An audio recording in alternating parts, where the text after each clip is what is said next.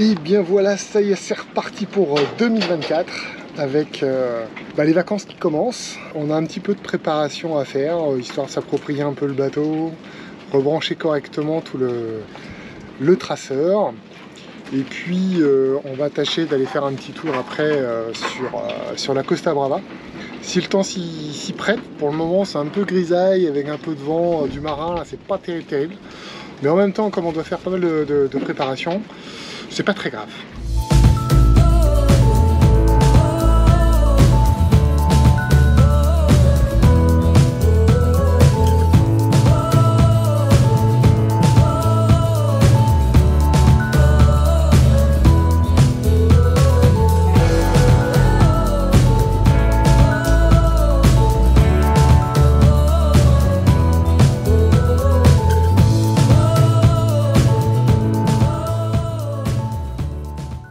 Donc au programme aujourd'hui, ça a été les courses ce matin, hein, parce qu'il faut à un moment donné, il faut quand même se nourrir.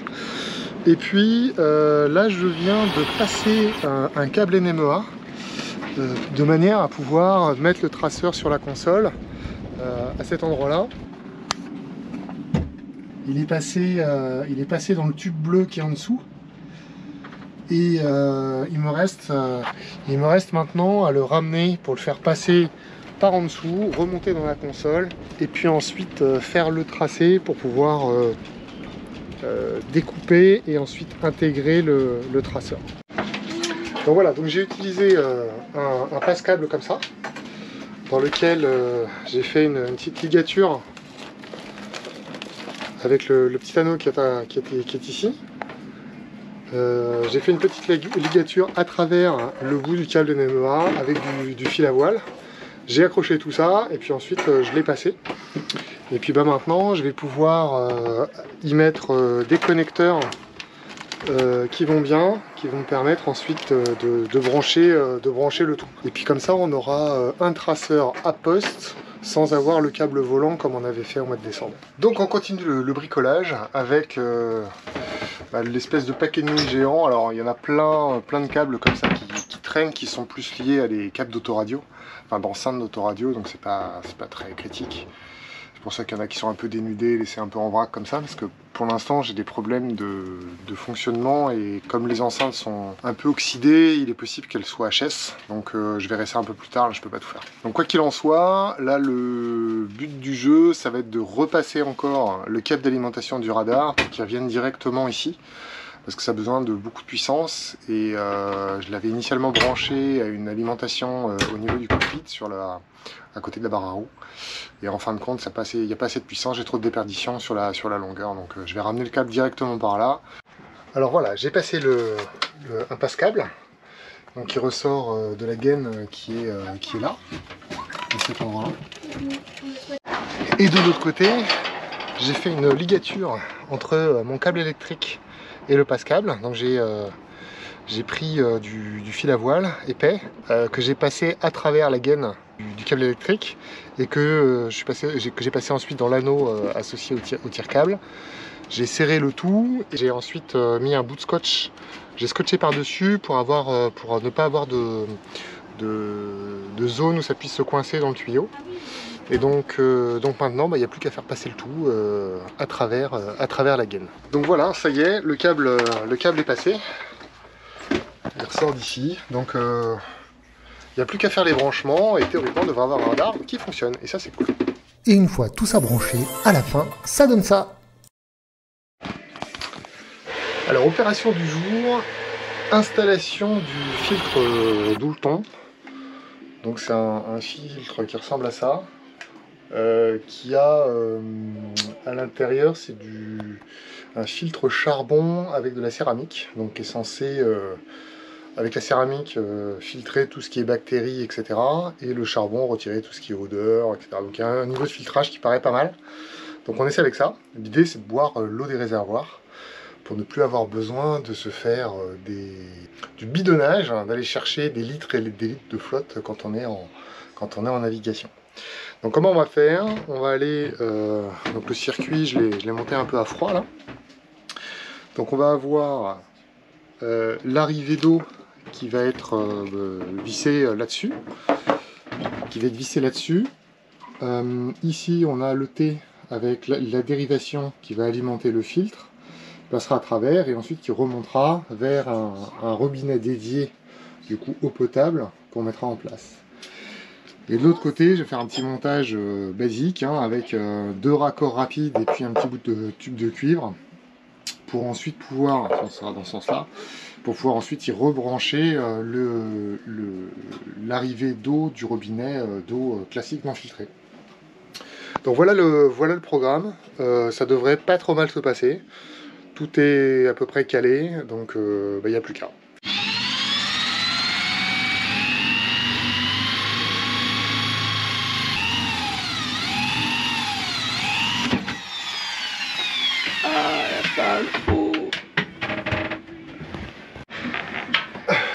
Donc là, comment visser un robinet? Est-ce qu'il faut avoir le bras long? Oui.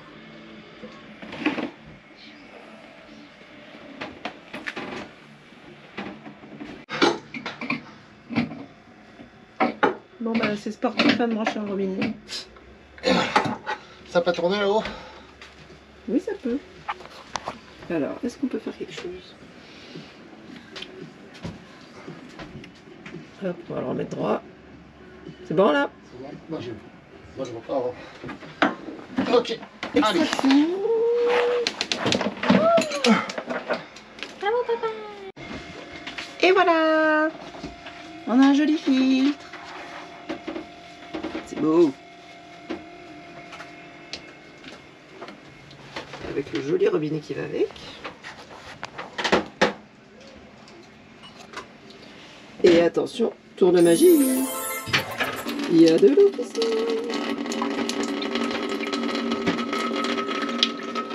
Ça marche. Et magie, on a toujours de l'eau de l'autre côté quand même. Sinon ce serait pas drôle. Et voilà, c'est installé.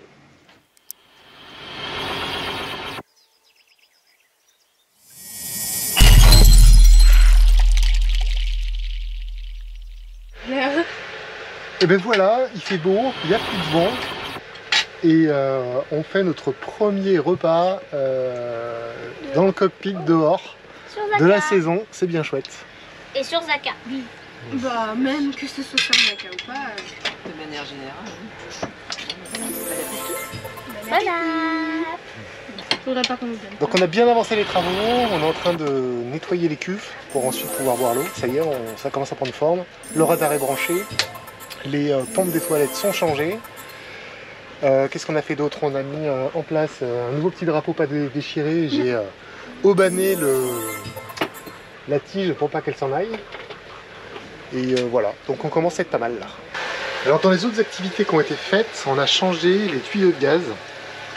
Donc au niveau de la gazinière, mais également au niveau des bouteilles de gaz, où on a même changé carrément le détendeur pour avoir une meilleure... d'une part pour fermer les bouteilles parce que le robinet était complètement oxydé, et d'autre part pour avoir une meilleure pression de gaz à l'arrivée ici. Donc on a des flammes qui sont un peu plus dynamiques, un peu moins jaunes. Donc j'espère qu'on va moins salir les fonds de casserole qui avaient tendance à se recouvrir dessus. Donc ça c'est fait. Et puis là on est en train de faire couler de l'eau. C'est le rinçage des cuves, on a tout désinfecté. Donc on a utilisé un produit spécial pour pouvoir désinfecter les cuves. Donc on a laissé mariner pendant 45 minutes, puis ensuite on a fait couler dans les tuyaux et on a relaissé 45 minutes. Bon, on a suivi le mode d'emploi. Hein. Et là on est en train de faire les rinçages, donc c'est la fin. Et donc théoriquement on aura au moins un des réservoirs qui sera désinfecté et qui nous permettra ensuite d'utiliser notre robinet d'eau doutant qu'on a installé il y a quelques jours. C'est les derniers préparatifs. Il nous reste encore un truc quand même. C'est on a acheté du filet de filière. Donc le chip nous l'a mis carrément sur une bobine. Et donc là on va faire ça cet après-midi. On va mettre le filet de filière sur le tour du bateau. Ça permet quand même de protéger en cas de chute les pare-battes, le matériel, les bonhommes aussi, les enfants. Voilà, donc c'est un peu sécurisant. Et donc on fait ça tout à l'heure. Bon voilà, on vient de faire une première pose de filet de filière sur tribord. Donc voilà, ça fait quelque chose comme ça.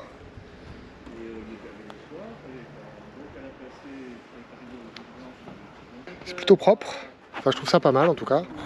J'ai préparé un petit retrait ici pour pouvoir passer les amarres sans être trop gêné. Donc ça fait un petit trou qui va bien. Corinne est en train de faire l'autre côté, donc ça tricote, ça tricote.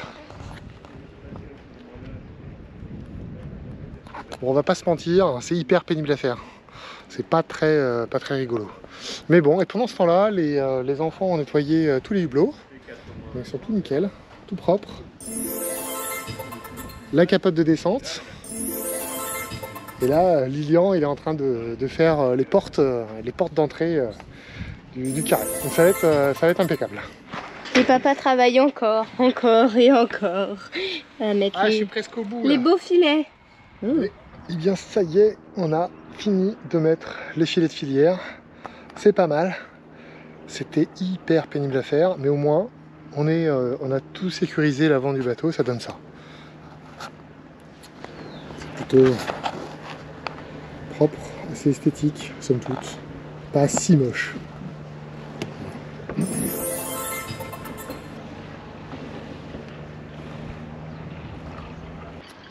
Bon alors, opération du jour, on va tenter de refaire le joint du panoramique qui est tout sec et ce qui fait qu'on a des petites infiltrations d'eau quand il pleut ou quand le pont est arrosé.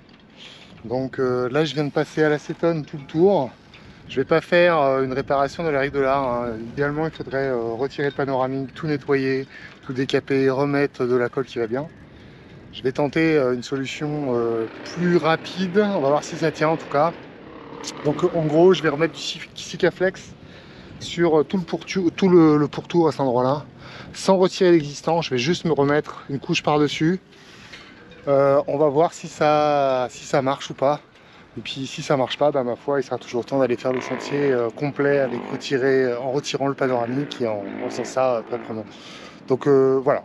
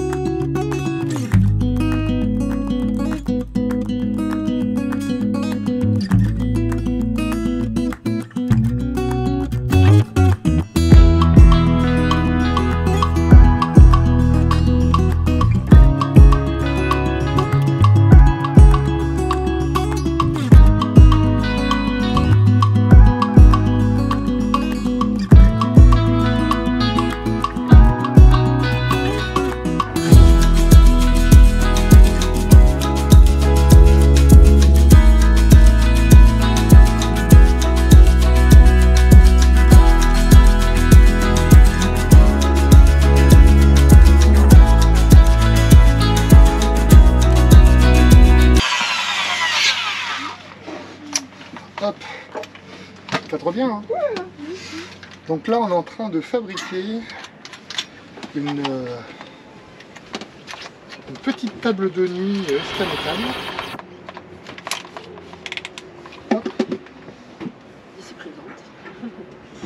Ici présente.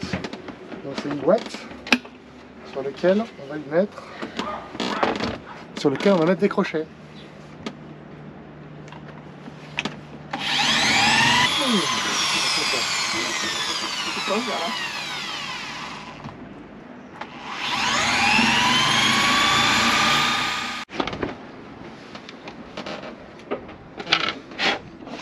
Ceci est un crochet. Ceci est un crochet. Est-ce que ça rentre? Tu peux mettre à plat tournevis plat. Un petit tournevis plat. Bah, je crois que tu l'as attrapé. T'as fait semblant. Et après vous allez l'accrocher au lit. Oui. Ah, c'est pas bête.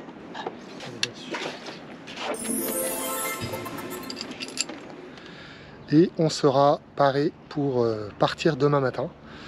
Et on va aller naviguer un petit peu. Et ça va être chouette.